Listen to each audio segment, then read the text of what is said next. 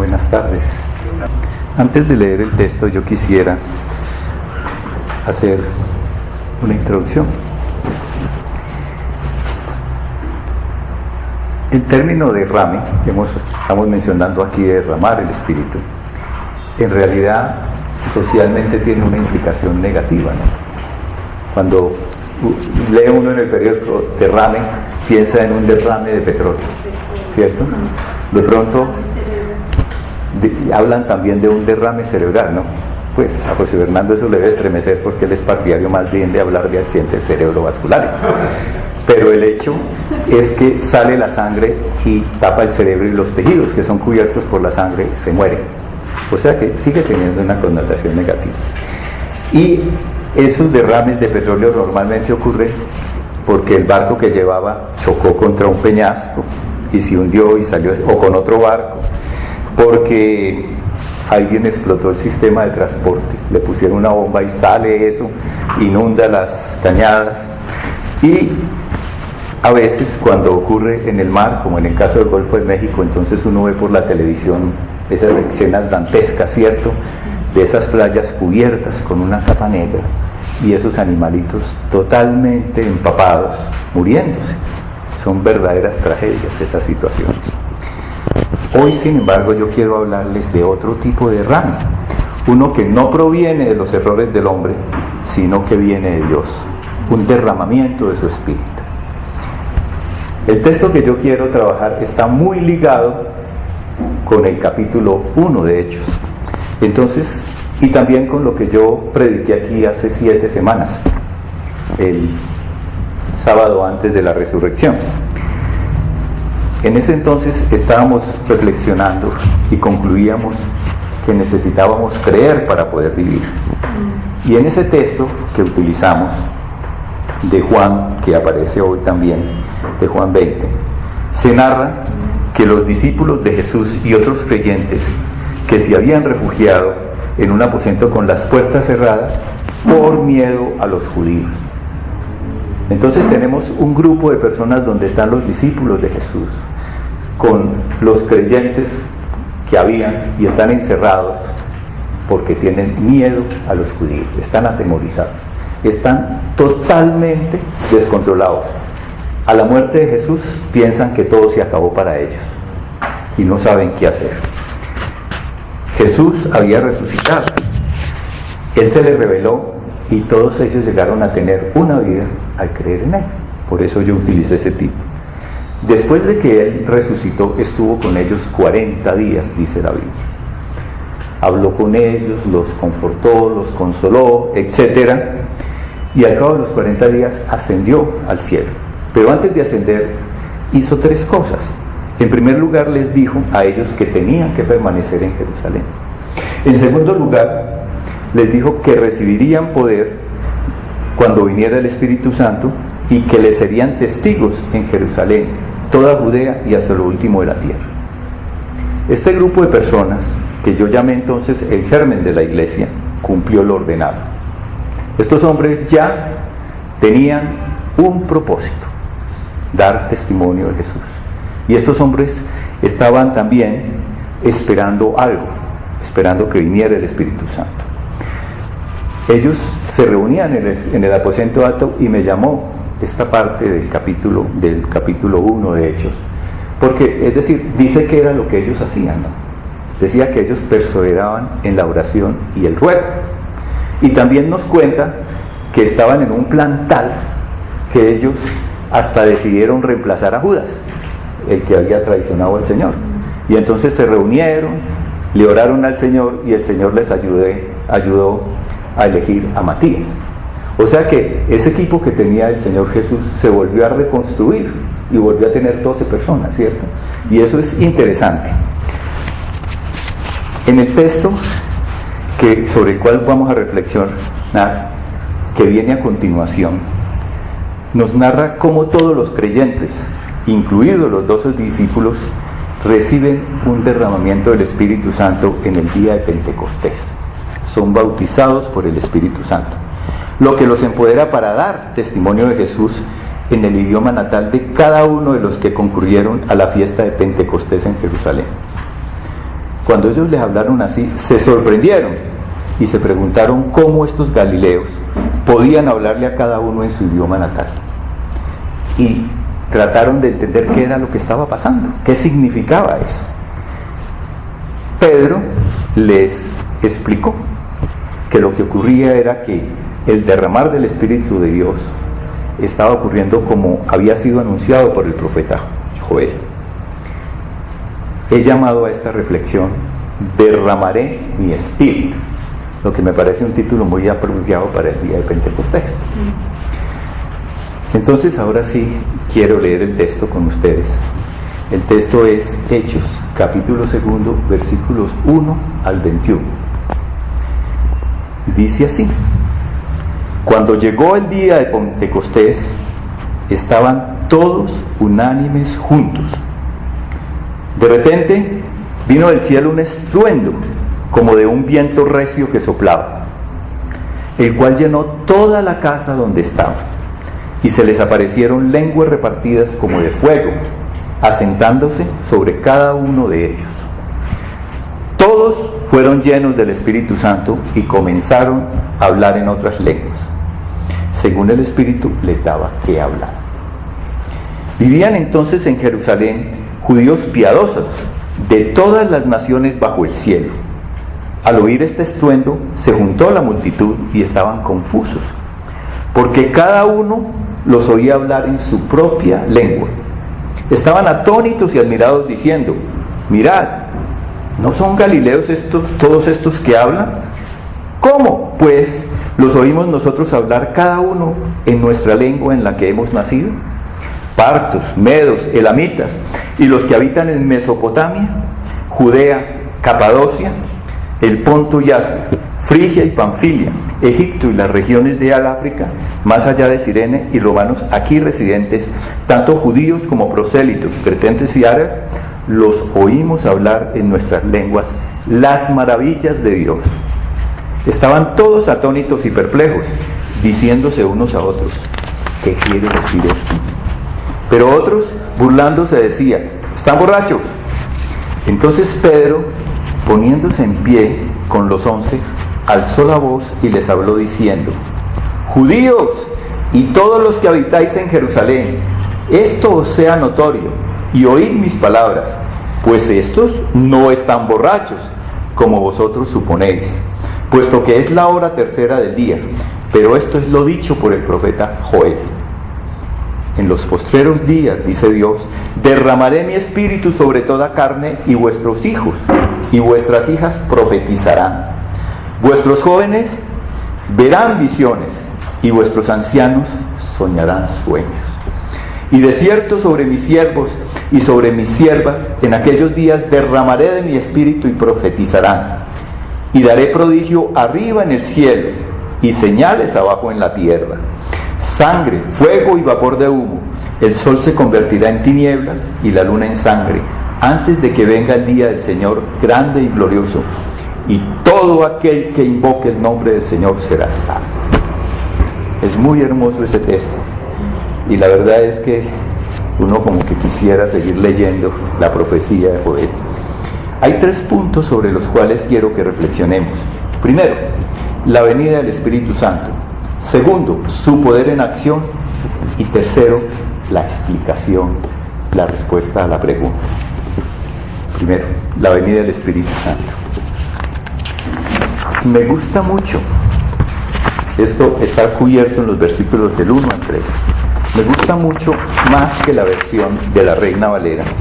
Me gusta la versión de la Nueva Traducción Viviente. Dice así, el versículo 1: el día de Pentecostés, todos los creyentes estaban reunidos en un mismo lugar. Eso significa, si nos atenemos a lo que dice antes, que ahí habían 120 personas, discípulos y creyentes. Entonces hubo un estruendo fuerte como de un viento recio que soplaba y llenó toda la casa, y aparecieron lenguas como de fuego que se asentaron en cada uno. Ahora bien, esto ocurrió el día en que los judíos celebraban la fiesta de Pentecostés, que también se llamaba la fiesta de las cosechas, porque es decir, a partir de la Pascua se contaban 50 días. Por eso yo sabía que yo prediqué hace 50 días.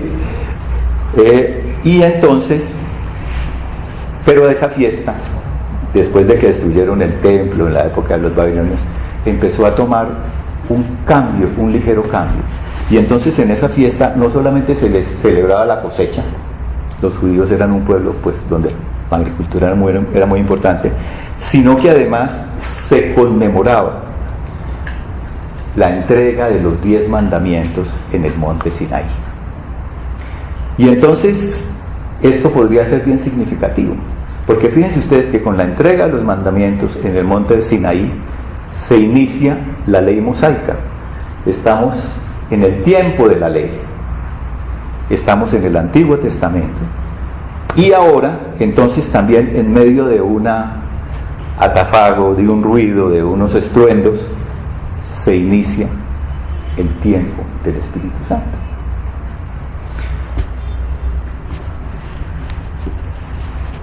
Fíjense ustedes que Dios desciende,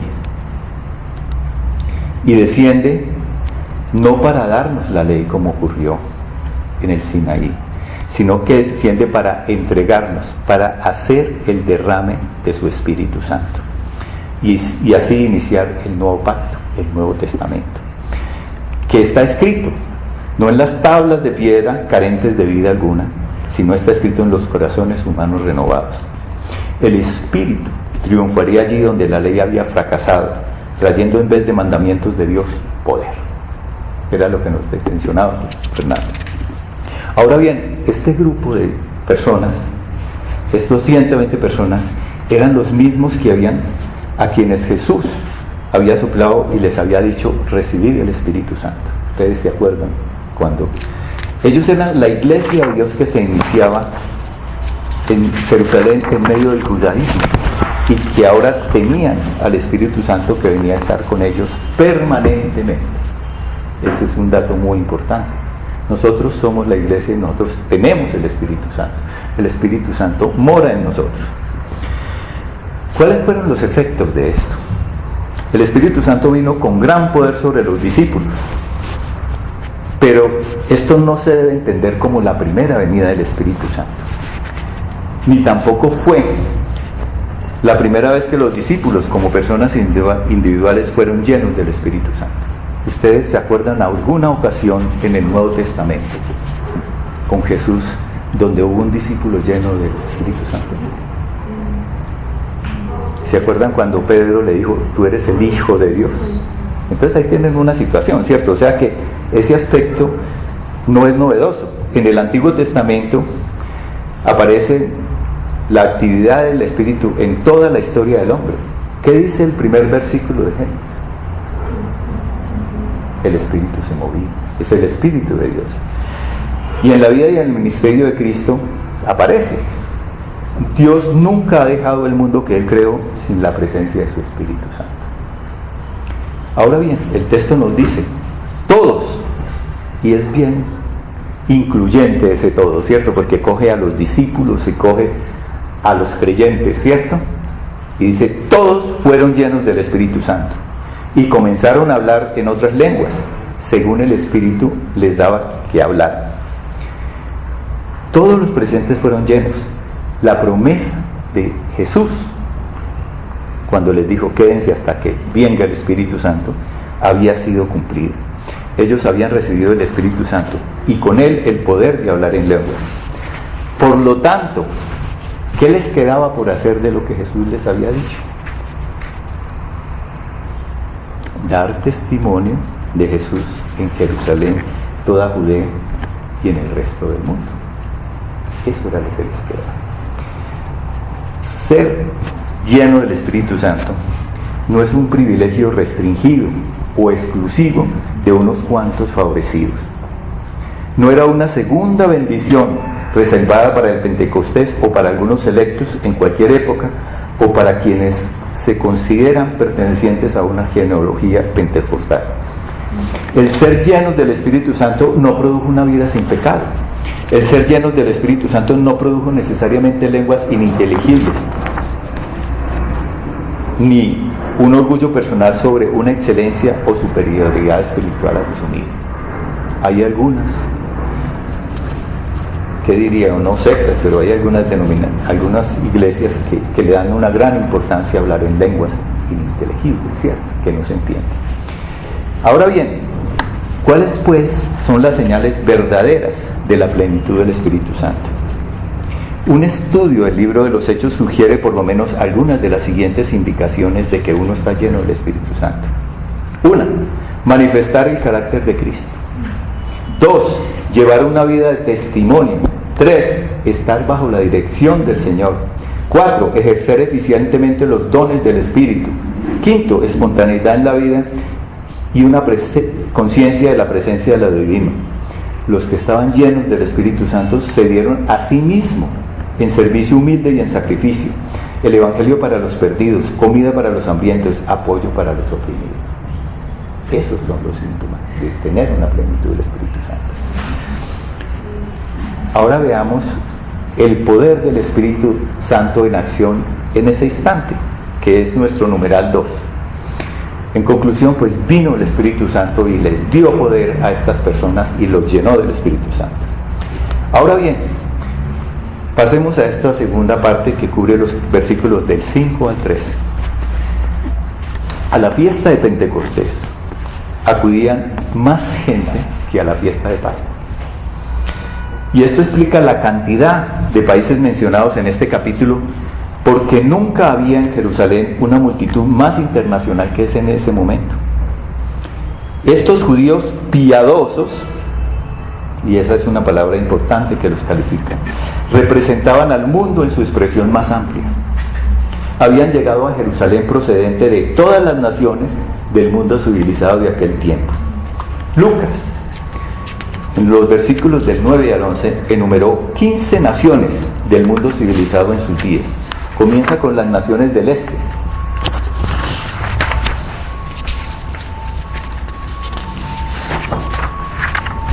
Parsia, Media, Elam, Mesopotamia. Esas naciones son bien interesantes porque esas naciones nunca pudieron ser conquistadas por el Imperio Romano. Es más, en una batalla, los partos lograron capturar a un emperador romano y lo ejecutaron. Y hasta ahí llegó el Imperio Romano. Pero entonces fíjense ustedes que el Evangelio trascendió.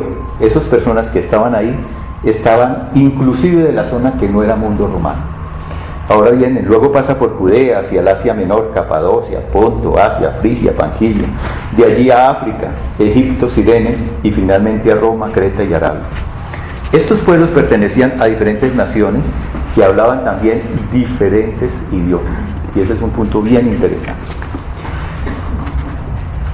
Cuando los extranjeros residentes en Jerusalén escucharon oír hablar en su idioma materno las maravillas de Dios que estos hombres les comunicaban, quedaron atónitos, desconcertados, maravillados y perplejos.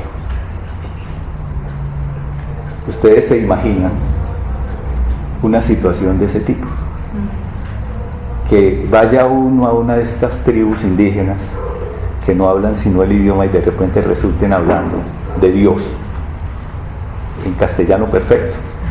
O cómo será el susto que uno llegue allá y les pueda hablar en su idioma perfecto. Eso es algo sorprendente. Y es la manera en que las diversas traducciones presentan la reacción de la gente: atónitos, desconcertados, maravillados y perplejos. ¿Ustedes saben qué significa perplejos?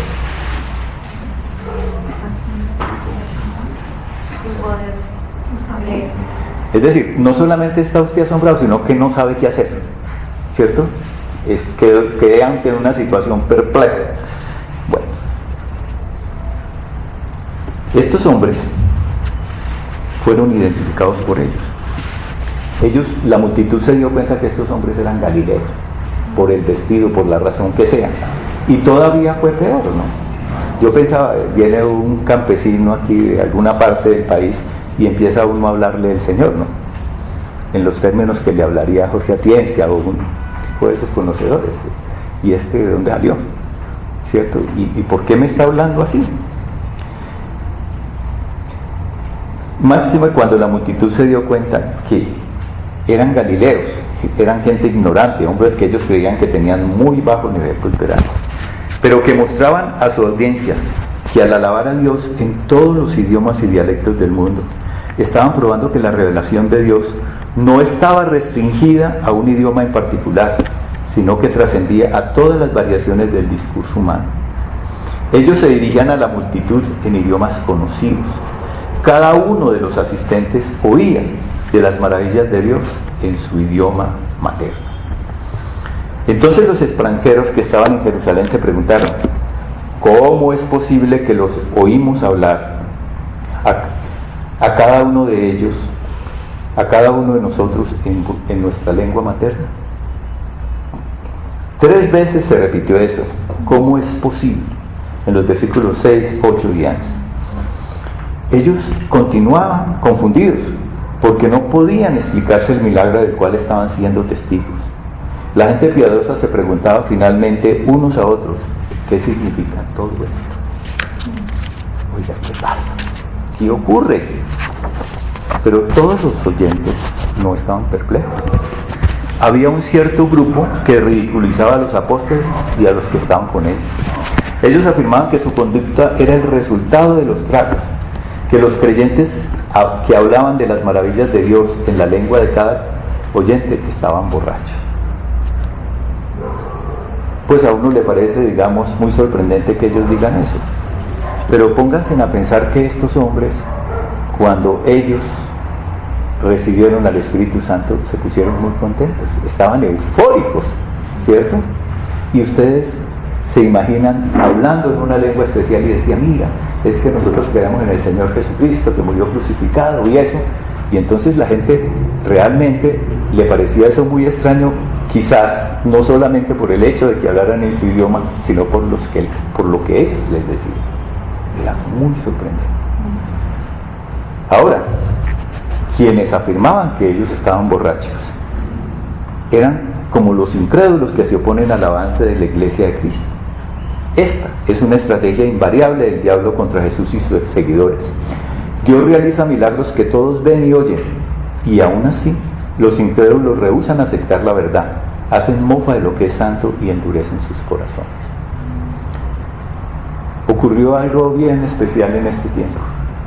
Fuimos a ver esta película que se titula Dios no está muerto.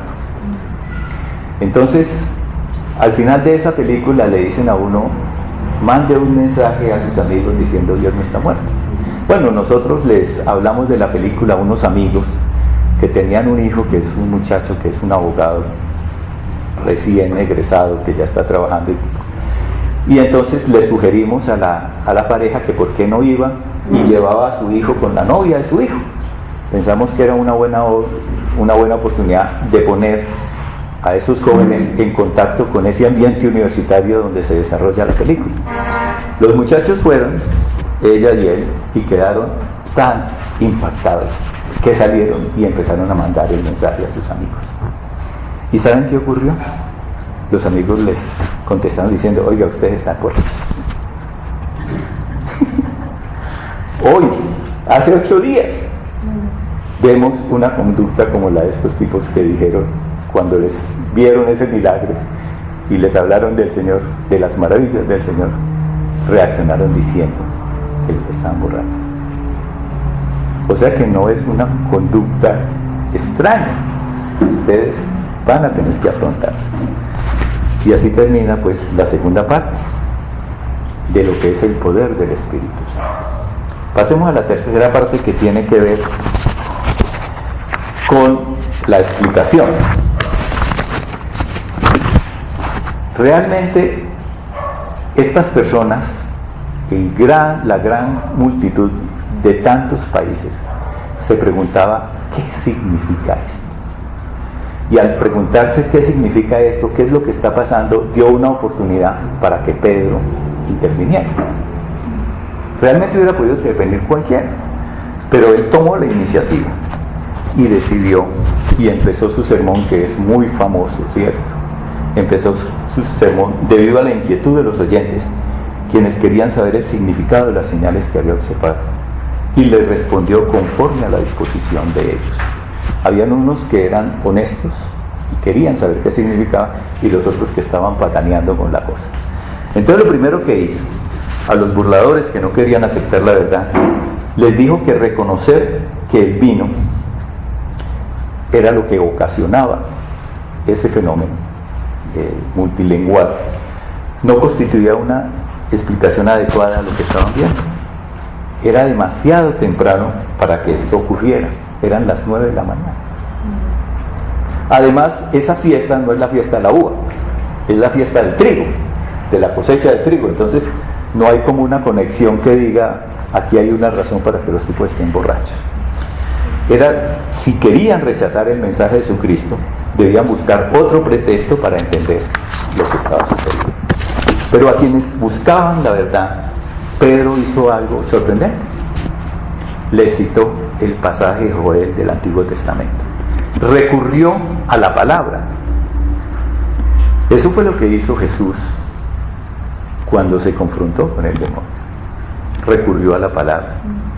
O sea que Pedro puso en práctica lo que Jesús le había enseñado, de primero citar las Escrituras y luego mostrar su cumplimiento y aplicación. Específicamente Pedro citó al profeta Joel, quien predijo el derramamiento del Espíritu Santo. Es una cita muy hermosa realmente cuando uno se detiene un poquito a mirar, y entonces uno ve que el texto dice: en los postreros días, dice Dios, derramaré de mi espíritu sobre toda carne. Esta es la versión de la Reina Valera 1995. Fíjense que es sobre toda la carne, no es excluyente, es para todo el mundo, ¿cierto? Va a derramar su espíritu. Y dice: vuestros hijos y vuestras hijas profetizarán, vuestros jóvenes verán visiones, y vuestros ancianos soñarán sueños. Y de cierto, sobre mis siervos y siervas, hombres, mujeres, en aquellos días derramaré mi espíritu y profetizarán. Entonces es bien hermoso. Pero el hecho es que la cita tiene una implicación mucho más profunda que escapa a nosotros que no conocemos tan bien la palabra. Pero esas personas, acuérdense usted, dice el texto, eran judíos piadosos. O sea que eran judíos observantes que leían la palabra y que conocían perfectamente la profecía de Joel. Ellos sabían que según la promesa de Joel, antes de ese derramamiento del Espíritu, Jehová estaría presente en medio de su pueblo. Si ustedes leen completa la profecía, van a decir: el Señor estaba con Israel. Y a continuación viene la historia.